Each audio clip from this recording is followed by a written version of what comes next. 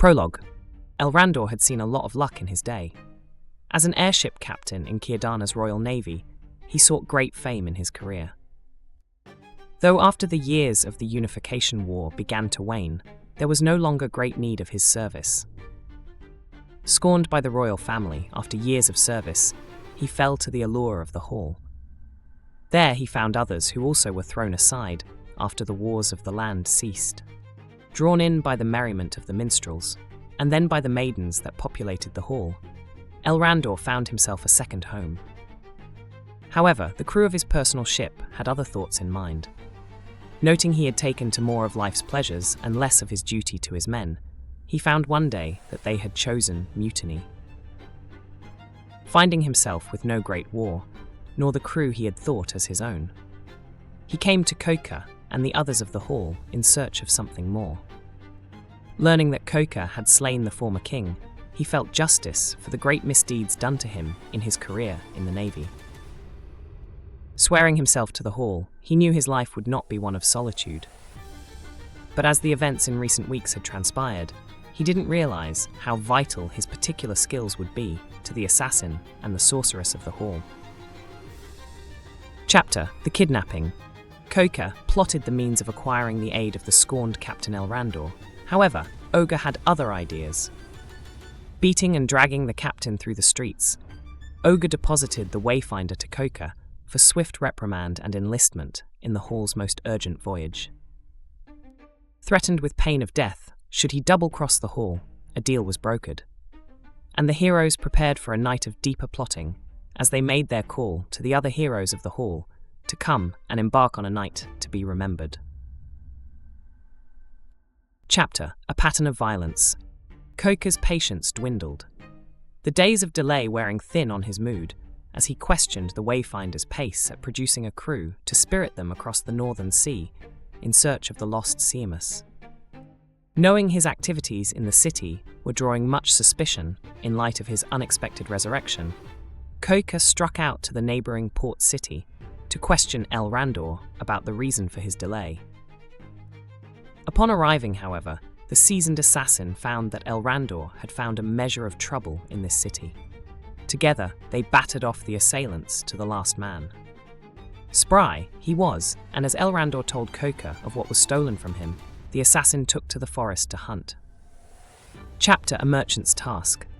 After hours of chasing down the culprit whom had burgled young Elrandor in the neighbouring port city, Coca sought leads from the local merchants. Much to his surprise, he found that Ogre, the fellow barbarian from their northern homeland, had taken to peddling wares in his preparations for the long journey ahead. Fortune favoured Coca this day, as Ogre had indeed seen the assailant and his companions days prior. Lending Coca his personal merchant guard, he sent the assassin in the direction of the camp these bandits had last been known to reside.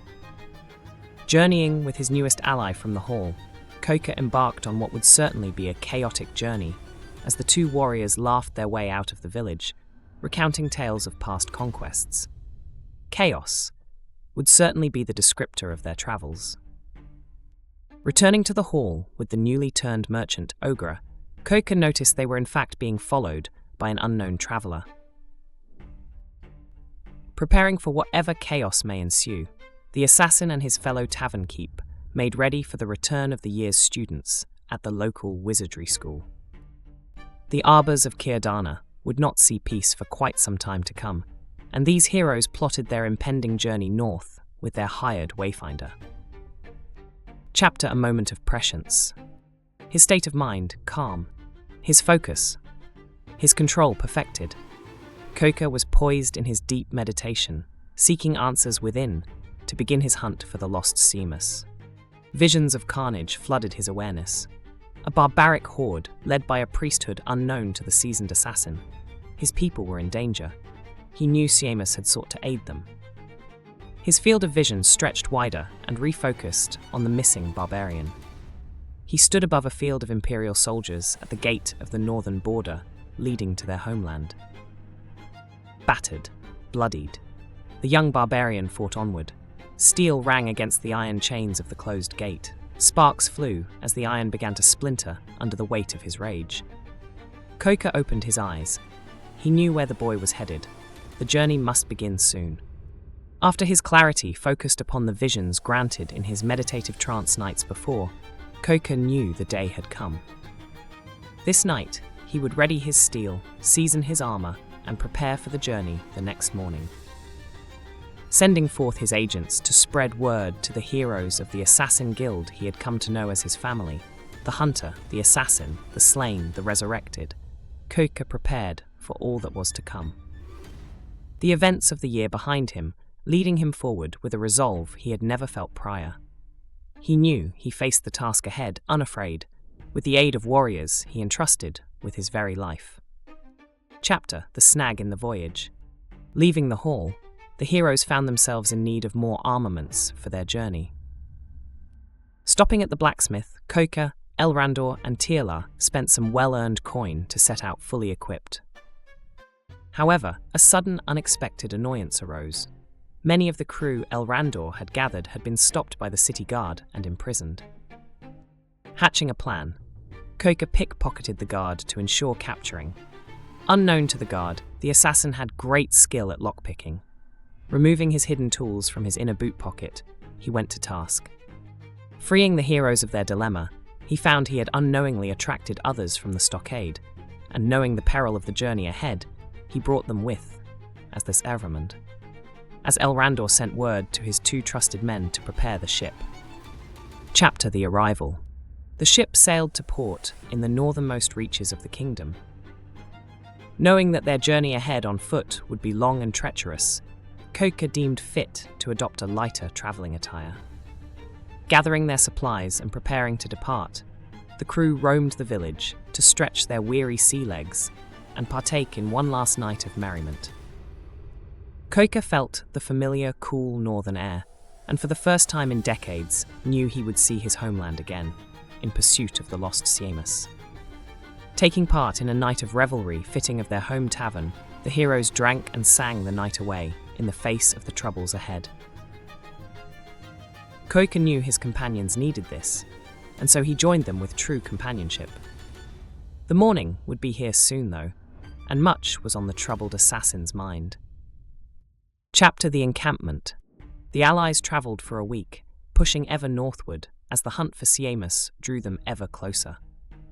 Weary from their journey on foot, Koka bid them set up camp to get some much-needed rest, as he decided to scout the surrounding woodland for signs of his people. The first night was treacherous, as his companions faced their first taste of a cold northern autumn creeping in. Renewing his morning patrol, he took note of remains of a much larger encampment. The nomadic people he hailed from had been here. Awaiting nightfall, he took to his pursuit. Surely they must be near. He would find them and tell their hunters to pursue Seamus on his swath of carnage. As the winds grew colder in the coming days, he knew he need better prepare his companions for what was to come. Chapter: Onward to the Forgotten Homestead. Carving a path through the forest, Koka continued in search of the trail left by his nomadic people. Breaking camp, Elrandor and the companions set out to follow the trail left behind.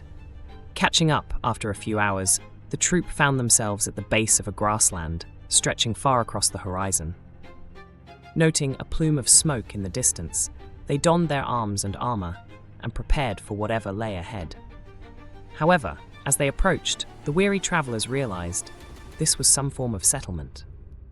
Eager to sleep in a bed after days of travel, they arrived hastily and were welcomed in this small, unknown village. Ogre and Elrandor broke away from the group to examine the maidens of this land, living up to Elrandor's womanizing habits. Meanwhile, Koka and the rest sought rooms at the inn and a sampling of the ales of this northern hamlet. After speaking with the locals, they realized they were closer to the northern border than they had realized. After a well-earned rest, they knew their journey would be coming to an end soon. Now, to reach the northern gate and seek Seamus. Contact. Koka felt the familiar pangs of arcane energy seep into his awareness. From back in the hall, Mishika, deep in a trance, reached across the lands with her mind alerting him of the dangers she had foreseen. Siemus had been indeed taken captive by the hordes of barbarians under the control of this strange new chieftain who commanded a score of necromantic arcanists. Reacting to the news, Koka knew things were far worse than imagined in his homeland. Responding with immediate intent, he replied to Mishika and informed her that her presence may be needed far sooner than the plan entailed. As the biting winds of the north stung their faces, the company arrived at the battered-down gates, leading to the untamed lands beyond. The new season was approaching. The heroes stood at the base of the great iron gates, leading to the untamed wilderness of the northern lands. Koika adorned his allies with weathered furs to better guard them against the cold winter winds. El Randor, staring at the precipice of adventure previously unknown to the young airship captain. He caught himself looking back on his journey these long months and couldn't believe that the guild tavern he had unknowingly stumbled into one drunken eve would afford him the chance to regain his standing. At least with this unlikely troupe, his skill set was an asset. But here, now, standing at the gates with the only home he had known for so long, an anticipation welled up within him. This wasn't a routine contract. He knew that. Something about the lands that lay ahead of him unsettled him. He could feel a certain wrongness in the air, a faint smell of decay on the edge of his senses. This was real danger he faced. He looked back once more toward his home, but with a reassuring clasp on his shoulder from this new family that had taken him in. He knew he could not falter. Siemus was in danger, and the Hall of Heroes would find him at any cost.